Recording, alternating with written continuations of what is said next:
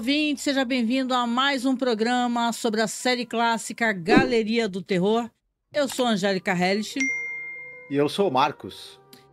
Hoje, né, Marcos, vamos falar aí sobre o segundo episódio da temporada. Esse episódio tem coisas boas, tem coisas médias, tem Vincent Price, que é sempre muito bom. E, né, vamos aí destrinchar um pouco como é que está sendo essa revisão, né? E fazer os podcasts, né? Lembrar aqui no comecinho, para você que tá aqui assistindo o vídeo, não esquece de deixar o seu like. Já deixa o seu like, já se inscreve, já lê a descrição daqui da publicação, porque costuma ter várias coisas, links de apoio, costuma ter o link para poder assistir. Então já fica o aviso logo no comecinho aqui, bom? E aí, Marcos, segundo episódio de Night Gallery. Sim. A gente vai ter aí, são 4 segmentos, né? E vamos ter de novo pontos positivos, que são episódios com texto do Rod Serling. O episódio aqui, ele contém 4 segmentos, não é isso? Onde a gente vai ter segmento que é um segmento de terror, muito interessante, escrito pelo Rod Serling, né, Marcos? Um roteiro que eu vou te falar aqui que estou sofrendo de paixão pela roteirista desse episódio aí, sabe? Desse primeiro segmento aí, que é Morte em Família, mas depois eu falo quando nós comentarmos, né? E vai ter, claro, mais 2 segmentos pequenininhos, 2 gags. A gente tava conversando em off aqui, porque é meio confuso isso, sabe? Esse último segmento do episódio que tá nessa montagem que a gente tem, tá no último, né, local, assim, tipo, passado... É o último episódio de 72. E só que aqui tá colocado no segundo episódio. Então é uma desorganização muito grande, gente. É por isso que eu vou repetir novamente, para quem for assistir, acompanha com a gente o nosso release. Senão você vai falar, pô, essas pessoas estão falando de que episódio? Ele não tá aqui, entendeu? E é meio esses daí, é sempre os pequenininhos que estão fora de padrão, né, Marco? Exatamente.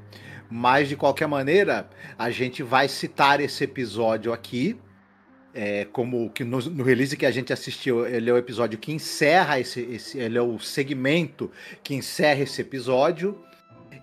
Faz sentido, porque ele é dirigido pelo mesmo, né, cara que dirigiu os outros segmentos. E o que, se você estiver pesquisando no IMDb, você vai perceber que tem um último segmento, que é o segmento que é o Banquete das Bruxas, que é com a Agnes Moorehead. Ele vai ser falado pela gente mais pra frente, tá? Pois é. E é justamente da Agnes Moorehead, né? E a gente nem é fã dela, né, e tal, né? Então é muito desorganizado esses DVDs, esses Blu-rays de Night Gallery. Quando você arruma os torrents, né, de maneira, né, insídios, né, por aí, né, você vê que são vários segmentos, até para achar legenda dificulta. Porque você vai pegar uma legenda, aí se não tivesse terceiro e último episódio nessa ordem, a legenda já não bate todinha. É muito desorganizado. Então a gente conseguiu um milagre de fazer a legendagem correta. Tanto que você vai ver o episódio tá bonitinho, com legenda e tal. Porque é muito, né, complicado, né, Marco? Pra fazer o mínimo. Exatamente. Nas diversas vezes em que o Night Gallery... Isso já, na verdade, isso já começou na exibição. Você sabe que quando ele foi exibido pela segunda vez, já trocaram a ordem dos episódios, né? As próprias emissoras que exibiram na TV mesmo já fizeram mudança. Os comentários que o Jeannot Siwar, que eu não sei sobre o nome dele direito, e o Rod Serling ficaram boquiabertos com o que fizeram com a série. Que aí depois, como era propriedade da televisão, os caras começaram a fazer zoada. Né? A gente já comentou que colocaram um segmento de série que não era nem fazendo parte dessa série. Ficava alterando a ordem. Fizeram a maior bagunça. Não é à toa que depois, na hora dos caras montarem os DVDs... E vocês veem, né, gente, que tem busca, tem procura, as pessoas compram, né? Sim. É uma bagunça total. Quando esse episódio que a gente vai falar, quando ele foi exibido pela primeira vez, ele terminava com o episódio do Banquete das Bruxas, que é esse que é da Agnes Moorehead. Na segunda vez que a série foi passada na TV, eles tiraram o episódio e substituíram por esse segmento que a gente vai comentar. E, né? enfim. É complicado. Só para justificar, porque vocês vão reparar. Se você falar assim, nossa, caramba, eu quero assistir, sei lá, vou Uhum. baixar de algum lugar. Você vai ter aborrecimento pela a alteração da ordem das coisas. É. Mas mesmo que se, por exemplo, o episódio da Agnes Moorehead, vamos dizer, esse release que a gente pegou, ele é a partir da segunda exibição que foi feita. E o episódio não está nesse release. A gente vai procurar uma ripagem desse segmento para poder falar para vocês. Ele não vai ficar de fora da nossa lista Não, de pode segmentos que nós vamos deixar. falar. Não, detalhe, que eu acho, que eu saiba, que eu andei procurando legenda para todos, os episódios estão todos, entendeu? Quando você encontra aqueles torrents gigantes com todas as temporadas, estão todos os episódios. Só que em ordens diferentes. Tem você tem o Vincent Price, um episódio aqui que é a Classe de 99. Ele tá em outro Blu-ray no final da temporada, às vezes tá na terceira temporada. É uma verdadeira zona mesmo, entendeu? Mas tá fora da ordem. Pra resumir, gente, acompanha com a gente, lê na descrição direitinho, seja do podcast, seja aqui no YouTube, e acompanha o release que a gente legendou, que está certinho conforme o que a gente tá falando, né? Certo. E, bom, muito bem. Muito bem, muito bem. Pô, da outra vez o Marcos começou, né? E dessa vez eu quero pedir licença para eu começar e fazer a narração para vocês do primeiro episódio, que eu acho, tô começando a ver uma tendência aqui de que o primeiro segmento do episódio, ele costuma ser um dos melhores segmentos do episódio mesmo, né? Só fala assim, vou entregar logo de cara o melhor que eu tenho. Eu fiquei com essa sensação, pelo menos, né? De que aqui o Morte em Família, a Death in Family, é um ótimo segmento, interessante, é curioso, assim. Eu vou falar um pouquinho de como é que foi a história e vocês vão acompanhando e depois falando pra gente também o que vocês acharam. Esse segmento aqui, ele foi escrito pelo Rod Serling, baseado aqui num conto da Miriam Allen DeFord, tá? Essa autora e tal, eu fui ler a história dela, né? Porque a gente fica curioso para saber quem é a pessoa que escreveu. E ela era uma sufragista, feminista, socialista, uma pessoa com grande relevância dentro da história mesmo política, né? Do feminismo. E também uma mulher que escrevia muito ficção científica, né? Então, se você vai procurar, ela tá até na listagem de sufragistas famosas, de mulheres importantes, dentro do sufrágio, né? Porque o sufrágio quer dizer o direito da mulher ao voto, né?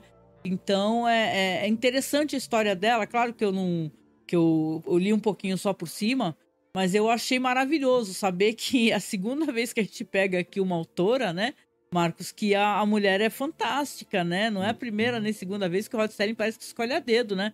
Fala, nossa, eu vou pegar essa autora de ficção científica aqui que é fantástica, né?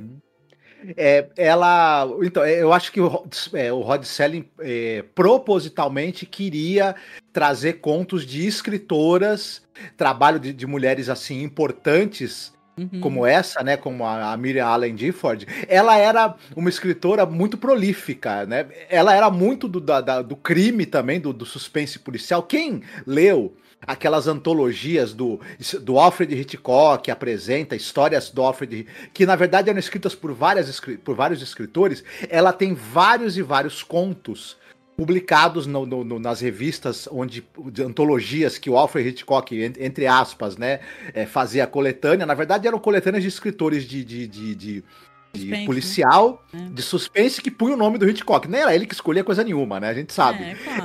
Ela chegou a escrever para Ellery Queen. Ela escrevia também muito true crime. Ela escrevia livros e textos e reportagens sobre crimes reais. Sim. Escrevia biografias.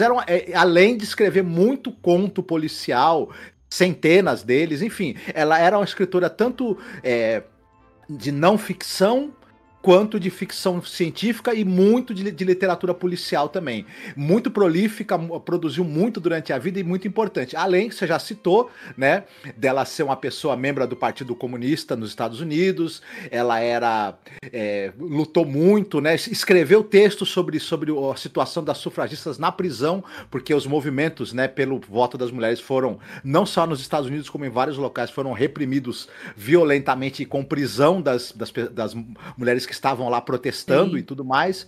Enfim, muito importante esse episódio ter trazido a oportunidade de falar dessa pessoa. Ah, muito legal, legal. Não, é bom você ter comentado também, porque a gente gosta de evidenciar, né? Essas coisas são importantes, né? Uhum. E é bem que você falou, né? Que ela gosta de crimes. Que bom que vocês vieram à nossa pequena amostra. Para os mais exigentes de vocês, aqueles eleitos que levam a arte seriamente, nós admitimos sem pedir desculpas que não encontrarão as obras dos mestres aqui. Porque nesta exibição em particular, escolhemos nossos quadros mais relacionados com o terror que com a técnica. Aqui vemos um gótico americano, com sua costumeira inclinação para o luto, túmulos e lágrimas. E o olhar desolado dos que ficam. Geralmente choramos enterros pela perda de alguém.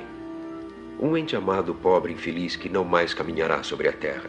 Ele ou ela ocuparão 7 palmos dela.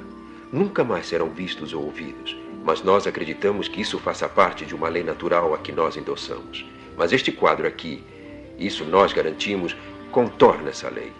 Intitula-se Uma Morte em Família. Ele nos oferece um novo aspecto da morte e vai apresentá-los a uma grande família que vive aqui, na Galeria do Terror. Né, que tá assim, tá um homem em sua casa, assim, é uma casa funerária, né? Porque nos Estados Unidos tem muito disso, né? Tanto que eu faço podcast sobre Six Feet Under, né?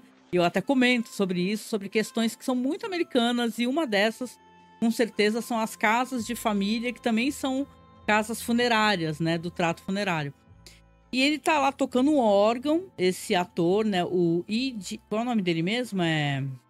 E.D. Marshall. E.D. Marshall. Isso. Uhum.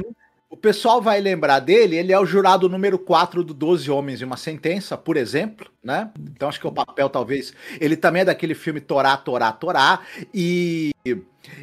não sei se você vai lembrar, a gente, na época, quando a gente falou do Rod Serling, né, a gente fez aquele especial sobre a vida dele, a gente falou de outros escritores de teledrama que foram muito importantes. Um deles é o Reginald Rose.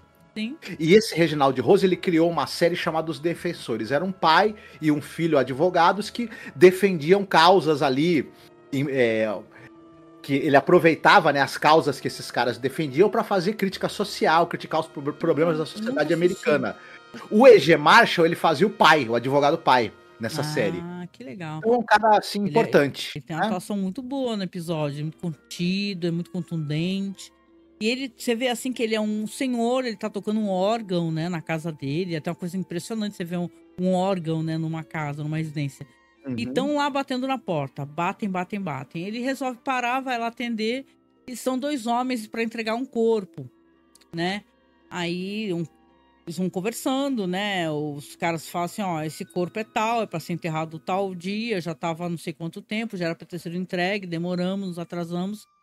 E deixam lá uma quantia mínima de dinheiro e nada de serviços fúnebres mais que tenham flores, etc. e mais coisas. E ele, o agente funerário, ele começa a fazer perguntas, mas e aí, e a família, né? Como é que vai ser? E as flores? E as carpideiras? Né? E a pedra tumular?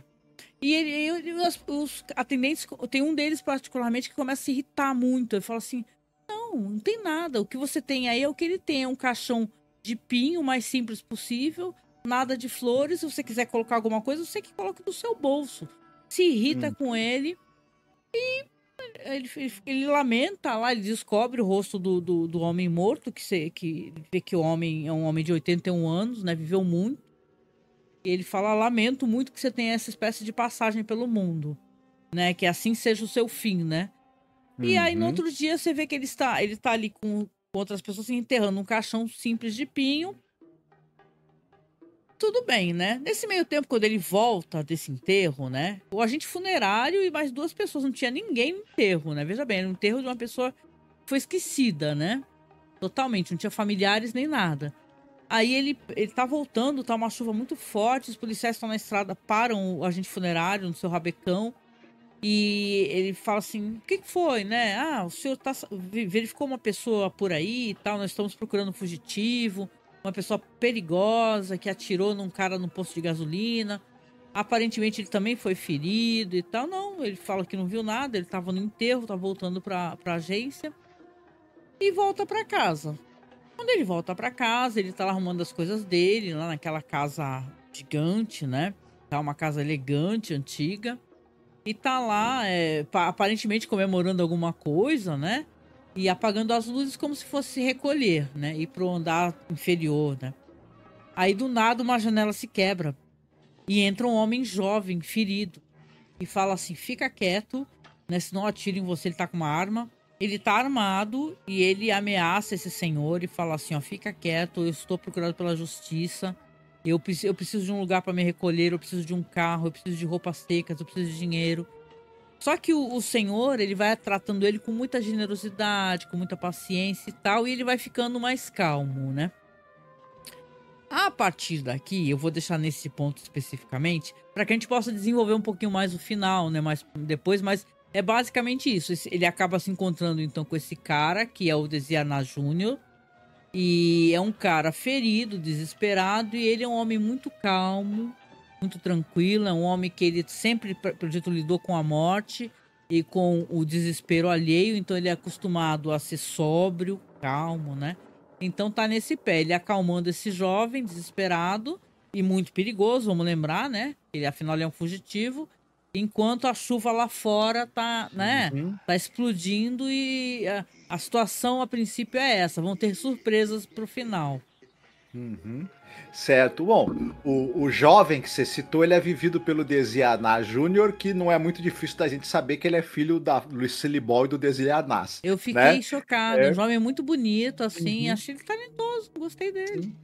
Ele apareceu, obviamente, em muitos episódios das séries da Lucille Ball e do Desiarna, né? Porque como seria diferente? Sim. E ele interpretou o Desiarna pai no filme Reis do Mambo. Caramba, né? E ele tem uma curiosidade aqui, uma fofoquinha, que se podendo introduzir uma fofoquinha não é ruim, né? Você sabe que o Sean Astin, o autor, né? O ator Sean Astin, o Sam, o Senhor dos Anéis. Senhor dos Anéis, né? Ele é filho da Pat Duke, aquela atriz importante dos anos 60, 70, atriz do Vale das Bonecas, né? Olha que legal. Só que ele não é filho do John Astin, o comediante John Astin, ele é filho adotivo. Olha! Né? A Pat Duke, ela acreditava que o pai dele, do Sean Astin, era o Desiarna Júnior. Será ela teve um relacionamento. Não fizeram DNA, não fizeram ratinho, não fizeram nada. Não, aí é que eu vou chegar. Diga. Ela falava pro Sean Astin, cara, ele é adotivo, ele falava, pô, mãe, quem é o meu pai biológico, né? Não é o John, quem é meu pai? Não, eu acho, não tenho certeza, mas tenho quase certeza que o teu pai é o Desiarna Júnior. O Sean Astin falou, ok, foram apresentados e ficaram muito amigos. Ele falou, pô, cara, tu provavelmente é o meu pai e tal. E aí ficaram amigos, foram apresentados e resolveram fazer um teste de DNA. Sim. Pra saber, porque ele queria muito que o cara fosse pai dele. Mas não era. O verdadeiro pai do Sean Astin é um cara com quem a mãe dele foi casada durante um mês. Enfim. A mãe do Sean Astin era uma porra louca do caraco, né? Também, né, malandro? Da hora. E tal, exatamente. O pai dele, o Michael Tell, é um cara que acho que não é ator, não é do showbiz, enfim. Mas ficou a amizade do Sean Astin com o legal é o John Astin que criou, né? Porque pai e mãe é quem cria, né? É quem criou que sabe, né? Que deu amor, deu atenção, deu tudo, né? Ah, que legal, interessante essa história, né?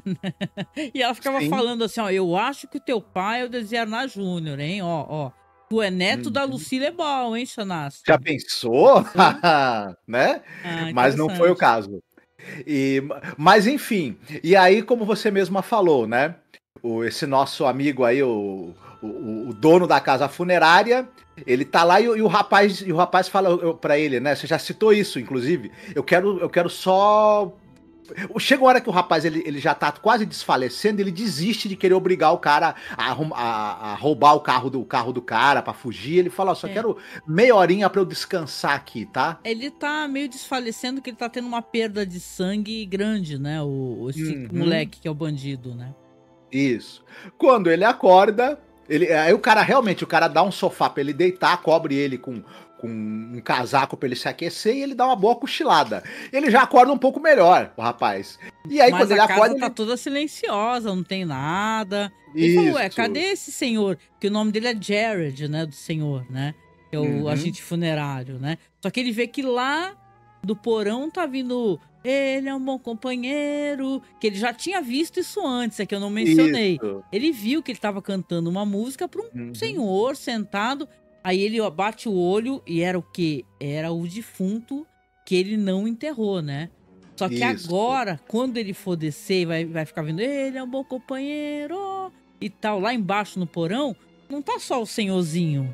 O cara, basicamente, fez toda uma família, né, Marcos? Duas crianças, mulher, 2 idosos, negócio de... Meu, sinistro o negócio. É a esposa, as 2 filhas, o irmão e agora esse senhor que recém faleceu, né, aos 81 anos, ia ser enterrado, ele pegou pra fazer o pai dele, fez uma taxidermia no cara pra fazer o pai dele. É, porque tá ligado que nos Estados Unidos eles embalsamam as pessoas, né? Isso, aí eles né? tiram todo o sangue da pessoa, troca por líquido, alguma coisa que tenha formaldeído, e tu fica ali muito tempo ali, né, meu? Isso me lembrou, na hora, eu lembrei daquele episódio do Mestres do Terror, o episódio Family, que é o do John Landis, né? Escrito pelo Mick Garris. Eu ia falar isso agora.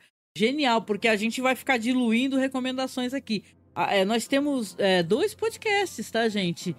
Isso é interessante o formato que a gente resolveu fazer nesses podcasts, que são outras pessoas falando. As pessoas assistiram e mandaram áudio pra gente. Putz, eu achei isso do episódio. Então é um podcast todo montado com leitores, ouvintes, amigos e tal. Pessoas que participaram em algum momento na nossa trajetória. Então na segunda temporada, né, Marcos? Tem o Family, né? Que é muito sinistro, gente. É um cara que também tem essa lógica de querer fazer a famíliazinha dele. Só que ele é um serial killer, né? Então é bem legal. E também tem o April Fool's Day, que eu acho que no Brasil saiu como Feliz Aniversário para Mim.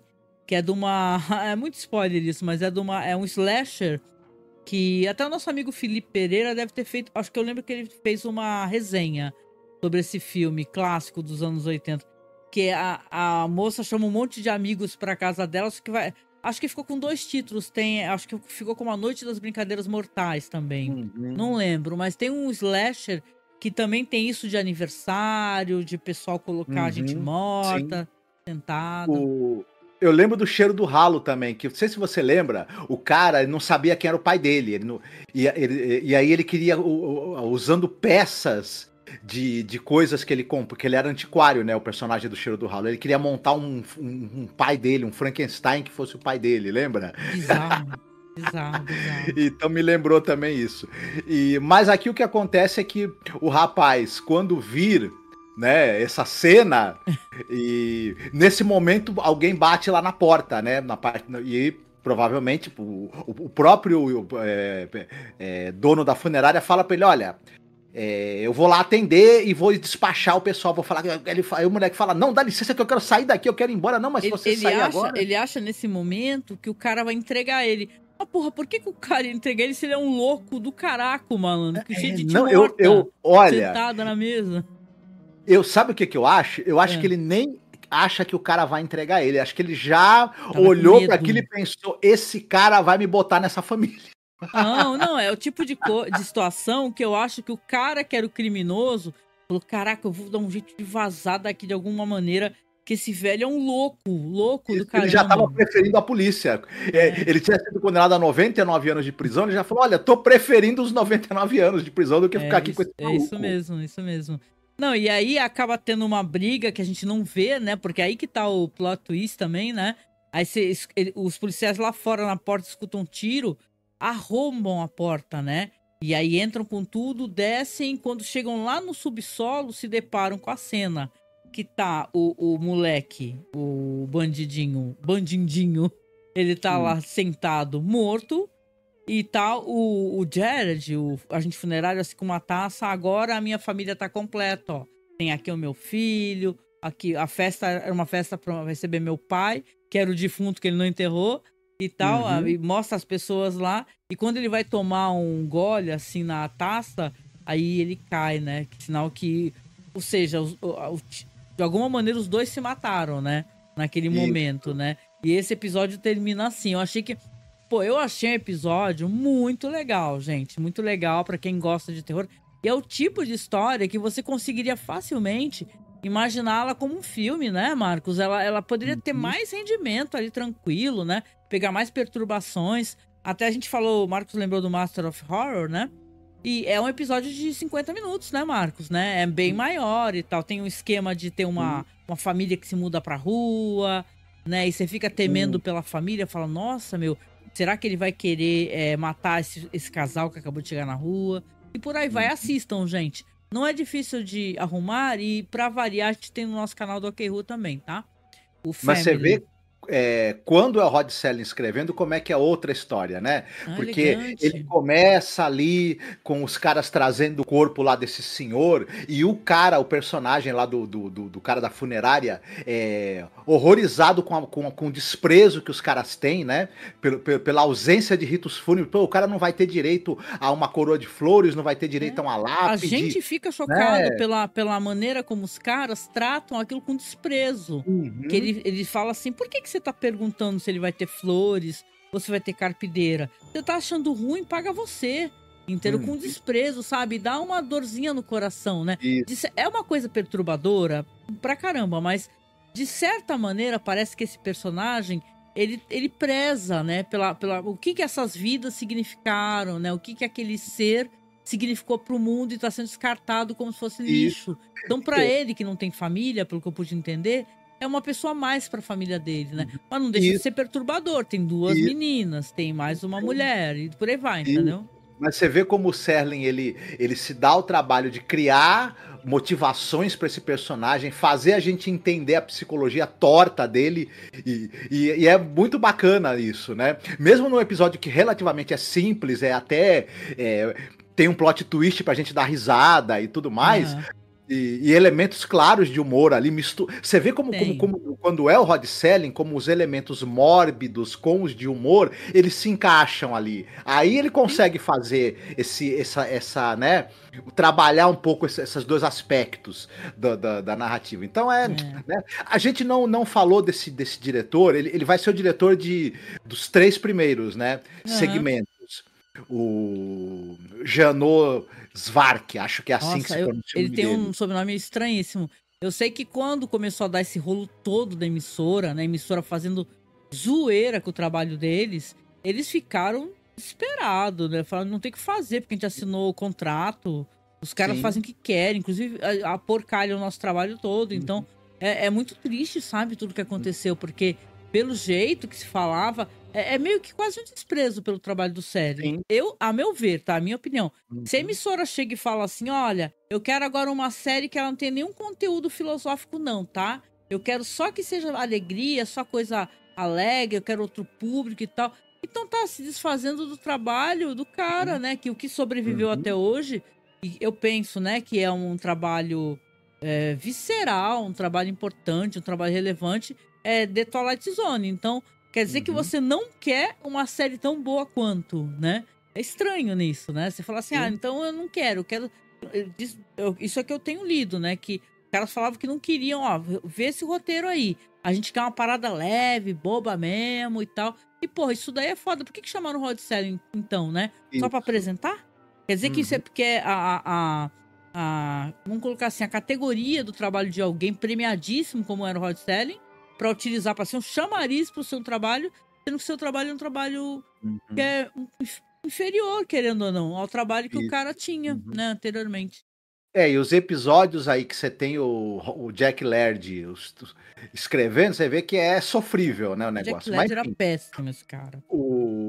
Esse Janot Svark, ele é francês de nascimento, mas ele trabalhou nos Estados Unidos muito tempo. Ele fez muita coisa, não vou citar tudo, óbvio, mas ele dirigiu episódios de muitas séries como Kojak, por exemplo, e mais recentemente Fringe, Grey's Anatomy, Olha, Fringe, então Boston Legal. Ele devia estar velhinho quando dirigiu Fringe, hein? Isso. Caramba, porque se ele é um cara dessa série aqui, antiga, e veio até depois dos anos 2000 com Fringe, hein? Caramba. Ele dirigiu episódios de Além da Imaginação dos anos 80 e dirigiu também aquele filme que você deve ter assistido, que é o Em Algum Lugar do Passado, por exemplo. aquele filme lá com Christopher Reeve. Basicamente é um dos filmes que eu mais gosto.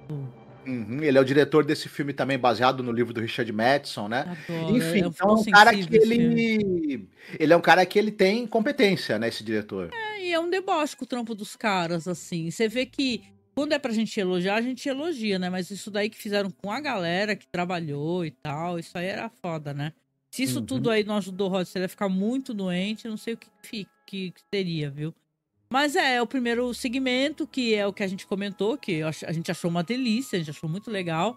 Depois vem aí mais um desses segmentos aqui, que a gente chama aqui... Até que eu achei que esse daí, acredite se quiser, que é o The Merciful, ele é escrito pelo Jack Laird, baseado numa história do Charles L. Sweeney Jr. Esse é um pouquinho menos, vamos colocar assim, não é tão ruim quanto os anteriores, eu achei esse daí. Porque esse aqui, pelo menos, tem uma coisa de surpreendente, né? De você tá esperando uma coisa e depois acontece outra, né? Você quer contar esse daí? Isso, esse episódio, como você falou, ele é baseado num conto do Charles L. Sweeney Jr. e o nome do conto original é Soft Sweet Sleep, né? Um sono suave e doce. E ele é uma brincadeira em cima, uma brincadeira em cima do conto do Edgar Allan Poe, Barril de Amontilado. A gente começa o conto, a gente tem um senhor que está numa cadeira de balanço, o senhorzinho, e do outro lado da sala está sendo erguida uma parede de tijolos pela esposa dele, né? E ela tá lá com ele, né? Isso, meu querido, fica tranquilo, tá tudo bem, né? Meu querido, vai dar tudo ficar certo. bem aí. É melhor do que você ficar sofrendo, né? E tá agonizando, né? Ela fica falando isso, né? Isso, cara, assim, né?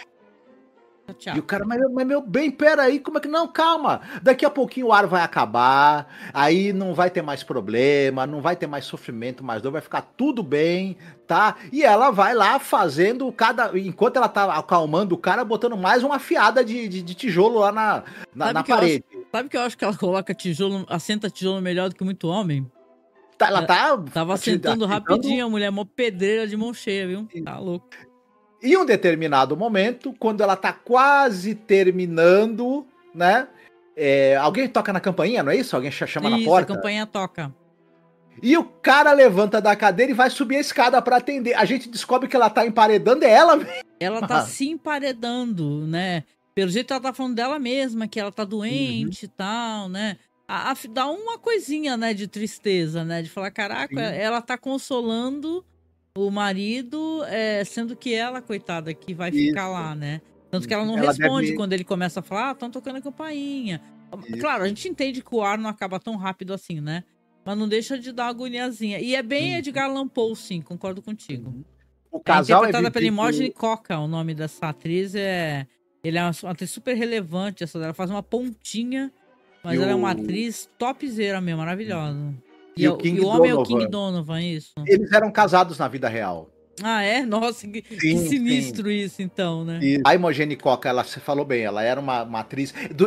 Ela era atriz da Broadway, ela chegou a ter um programa nos anos 50 de TV com o nome dela, em que ela fazia, né, esquetes também. E o King Donovan, ele tá no Vampiros de Almas, né, se eu não me engano. Nossa, filmaço. E é isso, e é divertido, é um episódio que tem um plot twist até engraçado. Esse daí, dentre os esquetes aí de humor que são intercalados nos segmentos, esse é um dos melhores, eu diria. Concordo. Tem piores, viu? Tem piores. Eu acho que o último que colocaram, que encaixaram aqui a moda maluca, não é um bom sketch, por exemplo, né? Que colocaram no final. Mas vamos lá.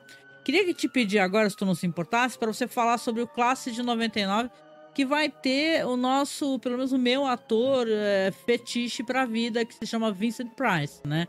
Eu gosto de tudo no Vincent Price, na atuação do Vincent Price, na voz do Vincent Price. E aqui a gente vai ter o Vincent Price numa situação muito estranha, para dizer o mínimo, né? Mas depois a gente vai entender. Uma cerimônia de graduação pouco comum agora. Seu título, a Classe de 99. Um conjunto de números e um par de olhos. Vamos caminhar atrás deles agora para lhes dar uma ideia de como chamamos o lugar. A Galeria do Terror.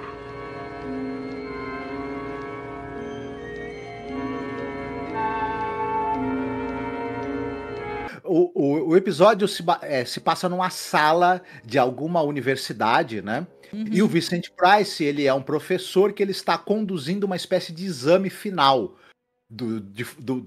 para graduação nesse curso que esses alunos ali estão fazendo. Como é que chama? É sabatina, né? Que chama isso? Isso. Né? Sabatina. Ele fala, essa prova será uma prova oral, em que eu vou fazer perguntas aleatórias sobre a matéria, escolhendo a esmo aí alguns alunos, candidatos, e vão ter que responder.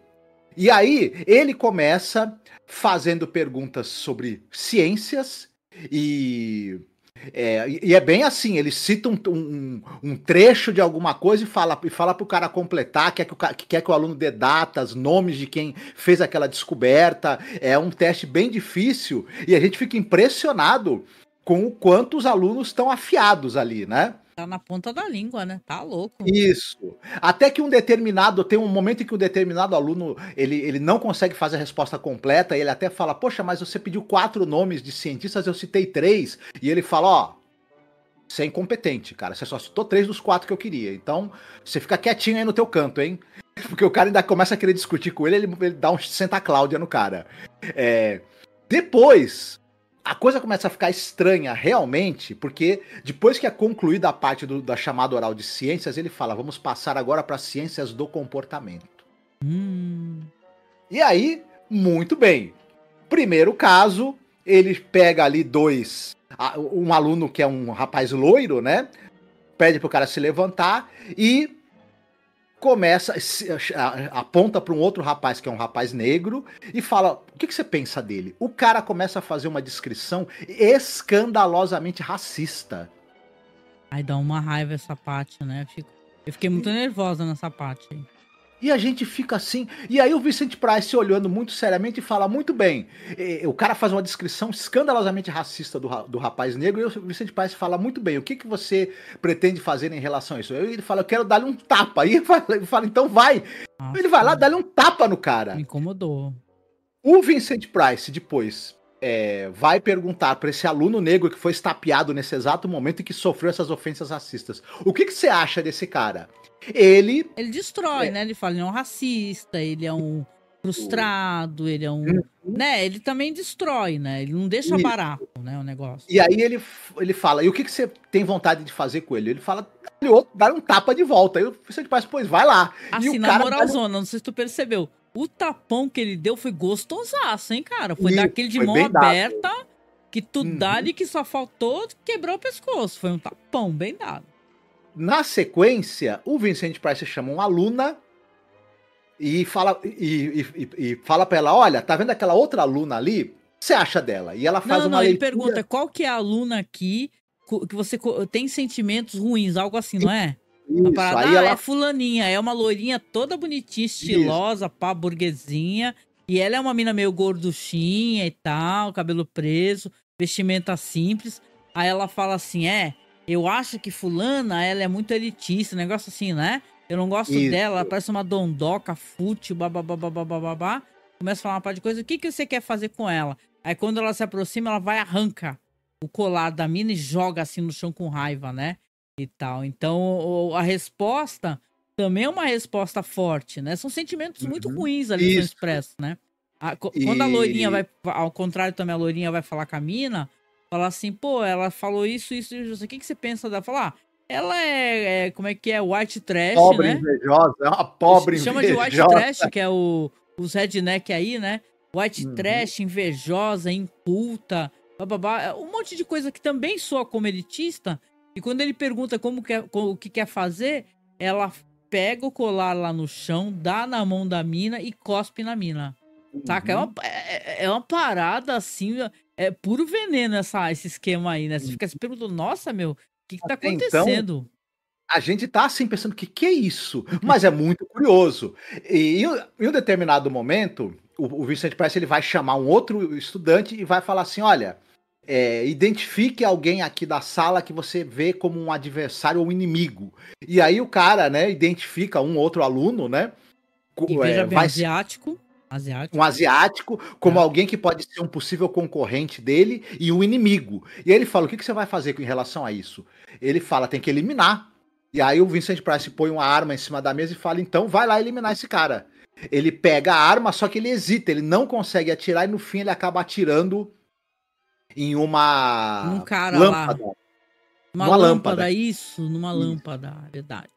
O Cara, Vincent Price chama um outro aluno e fala, o que você achou disso daí? Aí ele fala, olha, eu achei que ele identificou o inimigo, mas não teve coragem de eliminá-lo, então ele é um traidor, ele que na verdade também ele também é um inimigo por ser um traidor. E aí o Vincent Price fala, e aí? assim, é o tipo de discussão que você não precisa de muito para entender que são coisas que nós lidamos e que nós verificamos, são situações que a gente consegue identificar regularmente na nossa existência, né? Ah, se aquela pessoa não mata o meu inimigo, é o meu inimigo. Quando a gente lembra, porque tá aí, não tá distante da gente, do bolsonarismo, que qualquer pessoa que fuja as ideias dos caras, que não compactua com os inimigos que os caras acham que são inimigos, se tornam inimigos imediatamente, vamos lembrar, né? É assim que funciona, né? Nesse momento ele tá fazendo ele tá fazendo alusão à luta de classes, né? O pobre contra o rico. Tá fazendo alusão às tensões raciais, claro, né? E também ao macartismo, né? A essa coisa perseguição. Exatamente. Então, você não quis atirar no chinês, é porque você também provavelmente é amiguinho dele, é comunista também, etc, inimigo. É a paranoia, né? É o discurso que o pessoal chama de discurso espantalho, né? Do medo, de você assustar as pessoas, né? E tal. Então é muito interessante. Você fica... Isso tudo mediado pelo Vincent Price, cara. Que ele tá... Você fica... Nossa, você fica se perguntando, né? Por que esse professor botou uma arma na mesa? O que tá acontecendo aqui? Entendeu? É muito estranho. Esse terceiro aluno que ele chama, que identifica que o aluno que não conseguiu atirar no outro também é um inimigo, ele dá a arma pro cara e o cara, ele vai e atira no cara. A gente já pode entregar o final, quando ele atira, a gente descobre que o cara é um robô. Né? Antes, um pouquinho antes, quando ele fala que não quer atirar no cara, que o segundo, né, que não consegue atirar no estudante lá que é asiático, começa a dar um bug nos outros alunos. Isso, ele para, ele tem um mecanismo, ele tem uma espécie de interruptores, né, luminosos, que ele para toda a sala de aula, fica todo mundo paradinho, estátua, entendeu? Tem uma hora que ele só aciona um para poder responder.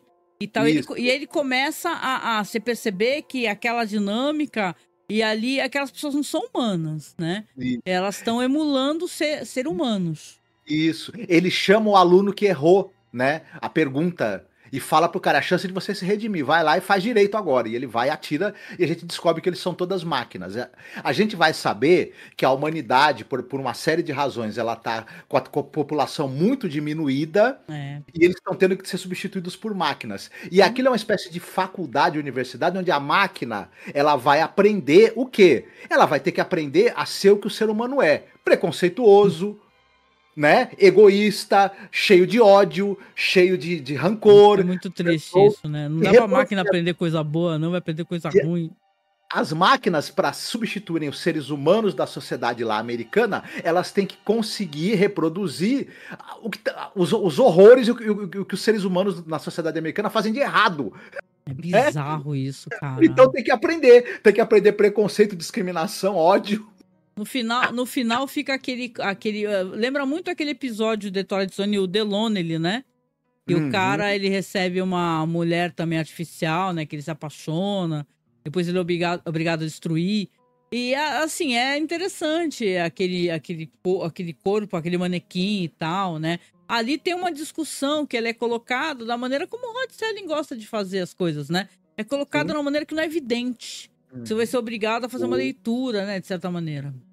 Nós, quando somos educados em sociedade para funcionarmos como cidadãos, somos ensinados a odiar, a discriminar, a ter ódio a desprezar quem tem menos do que a gente. Somos ensinados a desconfiar e a ter medo de culturas diferentes, né? Não, e até me lembrou uma coisa mó triste, né, gente, né? Mas é bom mencionar, eu sei que costuma datar o podcast, né? Mas tem um caso dessa semana que a gente tava assistindo, a gente acompanha, né? De uma criança, porque era uma criança, gente. Assim, sei lá, 10, 11 anos de idade, que tava pronunciando um monte de falas racistas e falando assim, é ótimo ser racista e tal. E isso daí tem a ver com o que a gente tá conversando nesse episódio, de certa maneira, porque você vê que as pessoas não nascem com essa concepção. Essa criança aprendeu isso aonde? Né? Tem que chamar os pais, só é coisa de chamar o conselho tutelar, né? Ver o ECA. As pessoas têm que ser responsabilizadas, porque elas estão reproduzindo ódio de uma maneira tão, né? Que sangue nos olhos, que a criança pega e fala isso sem menor constrangimento.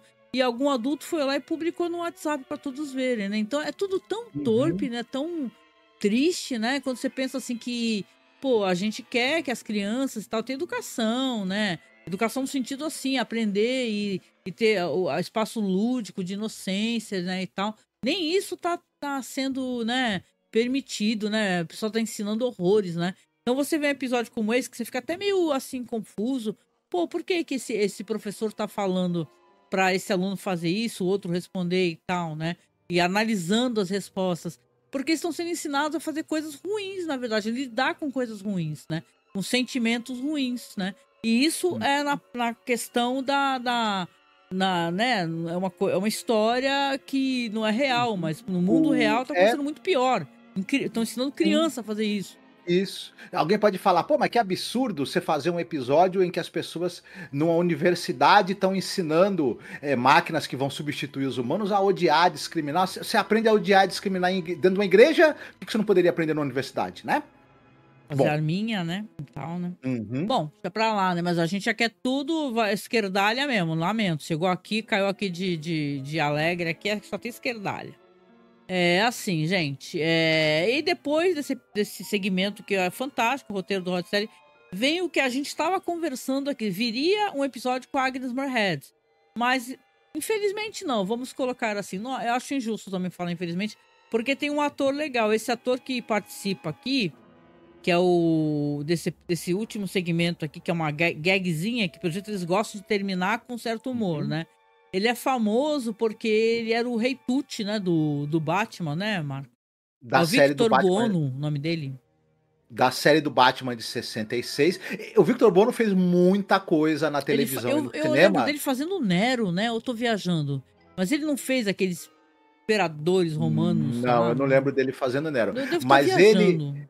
Ele é o pianista aproveitador e mau caráter do o que terá acontecido a Baby Jane. Ah, tá. Que ele quer se aproveitar da Baby Jane, que tinha sido uma estrela mirim, né, famosa, né, a personagem lá da Bette Davis, e ele quer enganar ela para tentar conseguir algum proveito, alguma vantagem, mas no fim ele vai se dar mal, né? Então esses dois papéis talvez sejam o que o pessoal mais lembre dele, mas ele fez muita coisa. E ele vai estar contracenando aí principalmente com a Kathleen Cordell. Ela também fez muita coisa na TV, mas o papel mais importante da vida dela, porque quem participou desse filme se torna imediatamente o papel mais importante da vida da pessoa, que é A Volta dos Mortos-Vivos. Né, e eu tô vendo aqui, ela é uma artista clássica também, né, pra caramba, participou daquela série Dragnet, participou de um filme chamado A Meia Luz, que é um filme de 1940, né, e ela era uma atriz do cinema, não do cinema mudo, acho que já era do cinema falado, mas fantasticamente linda. Aqui ela já tá uma senhora, né, mas ela fantástica, assim, é uma guerra de olhos verdes ali, né, porque o Victor Buono com os olhos super verdes, e ela com um olhão verdão também, né? Eu sei que tá aquela dinâmica lá na sala, ele é um cara que tá sentado ali no escritório, ela é visivelmente ali a chefe daquele escritório, e ele tá ali para contratar um serviço. Aí ela fala pra ele, você sabe que aqui a satisfação é garantida, né? Ela só não coloca o seu dinheiro de volta, mas tem satisfação garantida. Tem uma plaquinha atrás, né? Uma plaquinha atrás dela. Aí ele tá lá, vamos ver. Aí ela começa a mandar aparecer as moças. Se fosse hoje em dia, você ia achar que as minas eram, sei lá, né, escort girl, né? Mas não, aqui é tudo secretária, né? Essa daqui ela sabe taquigrafia, coisa que o jovem nem ferrando quer saber hoje em dia. Tem gente que nunca nem viu. Eu ainda fiz curso da datilografia. Essa aqui sabe datilografia, taquigrafia, fala 2 línguas, bababá. Ele olha pro corpo das minas. Não me serve, não quero. Aí você vai... Essa situação vai se reproduzindo mais 2 vezes, né? Aí chega outra, essa daqui é sensacional. Ela sabe isso, babá. Ele olha, regula a mina de cima a baixo, não me serve. Aí ela chama depois fala assim, essa daqui não é muito nova e tal, ela não é muito bonita, coisa que eu fiquei bem puta quando ela falou isso, né? Beleza não é muito forte dela e tal, e entra uma senhora com aquelas áreas de secretária super séria. Ele fala que ela tem 20 anos de experiência em secretariado, tem um currículo excelente e tal, né? Ele olha pra mulher assim, não me serve. Aí ela fica toda transtornada, né? A mulher atrás da mesa do escritório. Ai, meu Deus, mas eu falei pro senhor que satisfação era garantida, o que eu faço da minha vida, não sei o que e tal. Aí, desse meio tempo, entra uma mina, assim, gordinha, toda esbaforida, assim, de um legging de moletom e o caraca. Entra guardando coisa no arquivo lá, abaixa, até deram mó close na bunda dela, né? Mó bundão, meio gordinha, bastante carne. Aí ele fala, nossa, essa daqui sim, papapá. Aí você fica, what? O que tá acontecendo aí, não, cara? E a mulher da agência fala, poxa, mas ela não é boa taquígrafa, ela não é boa datilógrafa. Não faz ela café direito, ela é meio desleixada e tal. Aí ele assina um cheque pra ela, não, mas essa é a perfeita pra mim, pode aceitar o cheque. Aí ele abre ali a bolsa dele, ali uma valise que ele tem, e começa a pegar um guardanapo, pegar um garfo, faca. Aí você saca, né, que o cara era canibal. Aí você fala, foi. Porra, né? É um idiota. E detalhe, bobo. O Jeannot Svark teve que... Filmar isso. E eles chamaram o Victor Buono pra isso, a Catherine Cordell pra isso. Quando foi exibido pela primeira vez... A Night Gallery, esse episódio ficou de fora, ele não foi nem exibido, nem trocado, porque tem um tom de local. Meio sugestivamente sexual, né? Isso. Se for parar pra pensar, esse negócio dele manjar as minas e vão entrando as minas, eu entendo qual é que foi a dinâmica deles descolarem nesse episódio. Ele ficar manjando as minas, ai, não me serve. Aí a outra que é véia não me serve. E tal, aí vem a gordinha, aí na moral, ali é erro da direção, né? A mina foi abaixar pra pegar um bagulho no arquivo, filmaram a bunda dela legal, entendeu? Aí, mas foi de propósito pra perceber que ele tava cobistando... A gente entende que é por causa de comida, porque ele quer comer as carnes, isso, tá ligado? No sentido literal mesmo, né? E aí, se ele foi lá porque ele quer alguém pra ele devorar, né? Literalmente... Precisa ir lá. Né? Vai. Não, se tu é um canibal, faz na parada escondida, maluco. Isso, e precisa da mulher da agência ficar citando as capacidades que cada candidata tem enquanto secretária. Eu acredito que é porque que ele não falou que era pra comer. As minas no sentido literal, não é bíblico, entendeu? Sim. Então ele deve ter falado, tô precisando de uma mina da hora, assim, pra ser vida. Aí ela chegou e falou assim, aqui só... satisfação garantida, o senhor vai sair daqui com mulher, tá ligado? Aí é uma piadinha muito tosca. O pessoal deve ter olhado pra esse segmento e falar, pô, ô Jack Led, vai te catar teu coquinho, vai enxugar gelo. Porque sim, assim, engraçadalho? É piada de tiozão, cara. É piada do tio bêbado, chato pra caralho de short jeans. Quem escreveu essa bomba desse segmento foi o Jack Laird, né? Que a gente já tá pegando até a assinatura do cara, né?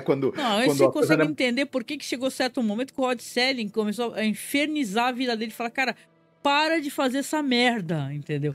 E, de fazer série. Para de fazer essa merda. E aí você vê que a gente vai chegar lá, porque na terceira temporada essas gags vão vazar, vão embora.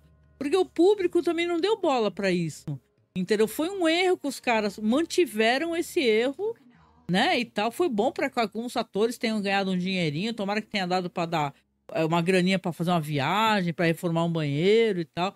Mas ali não funciona. Aliás, tira o pessoal do sentimento que a série tem. Porque na primeira temporada a gente tem episódios bons e ruins. A gente fez os podcasts e tem as nossas críticas.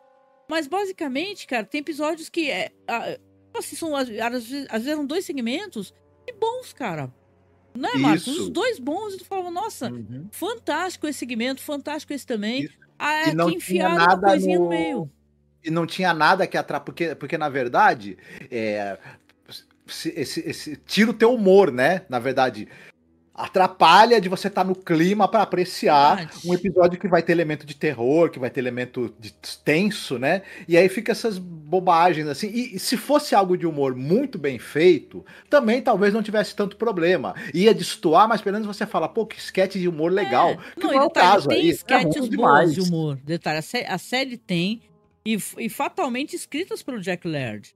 Mas algumas não funcionam. Essa daí a gente acha bobinho. E não é nem que a gente tem mau humor, ela é só boba mesmo, entendeu? A maneira. É claro que tem essa coisa da série ter envelhecido, né? No sentido de que você vender como humor um cara analisar o corpo feminino dessa maneira e descartar como interessante ou desinteressante pra ele é questionável. Mas vamos combinar, né? Nessa época já tinha uma luta feminista. Inclusive tem aqui. A gente tem o primeiro segmento, é uma feminista, uma socialista, né? Que a história, o Rod Serling se inspirou na história que ela mandou, que ela tinha, que era dela. Então, eu duvido que é de mau gosto, na verdade, esse segmento. A verdade é que ele não é engraçado e é um pouquinho de mau gosto, né? Eu duvido que ele tenha tido graça, inclusive, na época. Então, jogaram esse episódio pros confins do universo da série, entendeu? Porque o pessoal fica pensando, onde é que eu vou encaixar isso daqui, né? Porque pelo que eu pude entender, se você for ver, vários episódios estão com ordens muito alteradas, entendeu? Então parece que o que The Twilight Zone tinha, que veja bem, a gente comenta, se você nunca escutou nossos podcasts, eu recomendo profundamente que você escute. Tem momentos para você ver que Rod Serling, insistiram com o Rod Serling que fosse gravado de uma maneira inferior os episódios. Fossem gravados estilo tipo VHS, entendeu? Coisa que acabou com o episódio. A qualidade, entendeu? Ficou ruim e tal. São episódios que não tem remasterização que salve. Acho que são 6, né? São 6 ou 8, eu não lembro. São 6 episódios gravados em videotape. Em videotape. Isso, a palavra é essa, videotape. E nessa época o Rod Serling ainda tinha a batuta do bagulho, brigava pra ter o espaço dele de decisão. E mesmo assim conseguiram essa arte. Já em Night Gallery, que ele não tinha poder de decisão, você vê o que aconteceu. São episódios que você tem um episódio legal, escrito por ele, entendeu? E aí depois vem uma besteirinha. Aí tem um episódio legal, mais outra besteirinha. Ficaram fazendo isso, basicamente, né? E não é falta de humor da nossa parte, sim, porque isso daí, na verdade, estraga a percepção do episódio. Eu penso que sim, entendeu? Sim, você teve um episódio tão provocativo quanto esse da classe de 99. E imagina logo em seguida você assistir essa bobagem desse episódio do Satisfação Garantida, né? E como eu sei que implicam muito comigo, eu tenho uns haterzinhos bem chatinho aí, porque eu sou feminista e, cara, eu sou a gestora do podcast. Se você não gosta, você vai ter que escutar outra coisa, tá? Eu questiono, sim, coisas que mesmo entendendo, assim, um recorte da época, a gente tá falando aqui dos anos 60, né? E tal, que é claro, né? Muita coisa que passava na TV. Aqui no Brasil, muita coisa que passava nos anos 80, 90, gente. São coisas absurdas. Mas a gente se pergunta por que o episódio, esse segmentozinho ficou meio perdido no limbo. Porque tava incomodando, gente. Porque não estava funcionando. Ele não tinha humor, entendeu? E ele não tinha graça, não tinha... Ele era meio sem sentido, né? E a gente sabe que tem muitas coisas nessas séries antigas que os caras pecam um pouco, né? Na maneira como eles desenvolvem, né, personagem. E esses segmentos aqui, essas coisinhas, né, muitas delas não ficaram legais, não. Mas tudo bem, a gente vai continuando, vai assistindo, vai gravando os programas. Essa temporada aqui é uma das maiores, né, gente? Só pra avisar, porque talvez eu não tenha falado na outra vez quando a gente gravou, que os podcasts vão sair segundas e sextas-feiras, tá? Sempre no YouTube, no Spotify, então você pode deixar assinado o seu feed aí direitinho para receber os podcasts assim que eles saírem. Mais do que isso, no YouTube você se inscreve no canal, você aperta o sininho, né, para você receber notificação. Você aperta para receber notificação, que vai estar religiosamente lá os programas bonitinhos no ar, né? E é isso, né, Marcos? Mais aqui um podcast. De maneira geral, assim, o que você vê como ponto alto e como ponto baixo? Olha, como ponto alto, na verdade, dessa vez eu acho que são os 2 episódios aí da classe de 99 e Morte na Família, Né? Um episódio que tem um plot twist interessante, um episódio curioso, e o outro que é muito provocativo. E o ponto baixo é esses dois esquetes de humor, mas principalmente o último. O último é uma pena, porque se o episódio, quando foi transmitido na retransmissão, terminava com esse esquete de humor, ele termina numa nota muito baixa. É uma pena, né? Uma pena. Não, eu até que achei que esse da esposa e do cara é legal, interessante, né? A gente, logo de cara, você realmente, até por causa da iluminação e tal, os caras são inteligentes.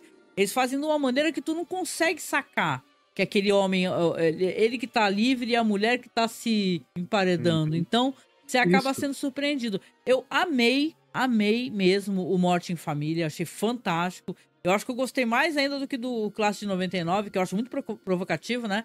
Mas eu amei muito esse daí, então... Pra mim, o ponto altíssimo foi esse daí, o Morte em Família. Ah, legal. É isso. E, gente, obrigada pela audiência, obrigada pela paciência. A gente tá fazendo esses programas muito porque a gente quer pra caramba ter você com a gente aqui, entendeu? Então, se você curte, não esqueça de comentar, não esqueça de nos apoiar, porque a gente tá fazendo uma vaquinha pra poder tentar arrumar essa webcam nova, né? Que agora a gente faz lives, a gente aparece com vídeo aqui pra vocês. Então estamos tentando melhorar a qualidade para ter o retorno para vocês mesmos, né? Ter uma qualidade de vídeo boa, né? Melhorar essa câmera do Marcos também. Devagarinho a gente vai conseguindo as coisas, vai comprando microfone e tal. Isso tudo depende do apoio que a gente recebe. Se você puder nos apoiar, nos apoie, tá? Tem o Colabore Aí. A gente recebe apoios mensais, pode ser 10, 20 reais, o que você puder apoiar. Tem o Pix, o nosso Pix é apoiomasmorra@gmail.com. E também agora nós somos afiliados da Amazon, tá? Ou seja, se você comprar qualquer coisa pelo nosso link aqui, você não paga nada a mais. E a gente recebe uma mixaria ali da Amazon e isso ajuda muito, porque quando a gente conseguir receber, esse dinheiro vai para a vaquinha também. Na verdade, eu também inscrevi a gente para ser afiliados do Mercado Livre. Então, como eu sei que muita gente ama o Mercado Livre, se você quiser falar comigo, me marcar nas redes sociais, eu até gero o link, né? Porque tem um link geral, mas acho que o Mercado Livre, ele funciona meio como link individual, que é a mesma coisa da Amazon. Você pega e você gera o link e aí alguma mixaria vai para a pessoa que indicou. Então, fica aqui então nossas solicitações de apoio seu. Lembrando que eu tenho o meu canal pessoal também, tá? Que é Angélica Hellish. Você vai ver todos os nossos podcasts lá, coisas que eu faço só no meu canal. Por exemplo, um programa que eu gosto de fazer chamado Escute um Podcast Comigo, né? Que quando eu tô arrumando o nosso site, arrumando os players e tal, que eu tô sempre fazendo esse serviço técnico, eu fico trocando ideia, ouvindo um podcast e tal. Uma maneira de você interagir comigo, conversar e saber o que eu ando escutando, né? Eu não sou só uma criadora de podcast, eu sou alguém que escuta muito podcast, que adora debates interessantes. Então, vem comigo, se inscreve no meu canal também, tá? E é isso. Quer deixar um recado aí, Marcos? Quer falar da estante virtual, sei lá? Pois é, meu acervo na estante virtual é Marcos Pereira 19. E fora isso, eu espero que vocês todos tenham uma excelente semana. Fiquem aí muito bem, cuidem-se muito bem, cuidado aí com esse calor, bastante líquido, tá? E estamos de volta aí, em breve, falando de mais episódios de Galeria do Terror e de outras coisas também. Toda quarta-feira tem live, as nossas lives voltaram, tá? Então, se você quiser trocar ideia com a gente nas lives, estamos aí, toda quarta, às 9 horas da noite.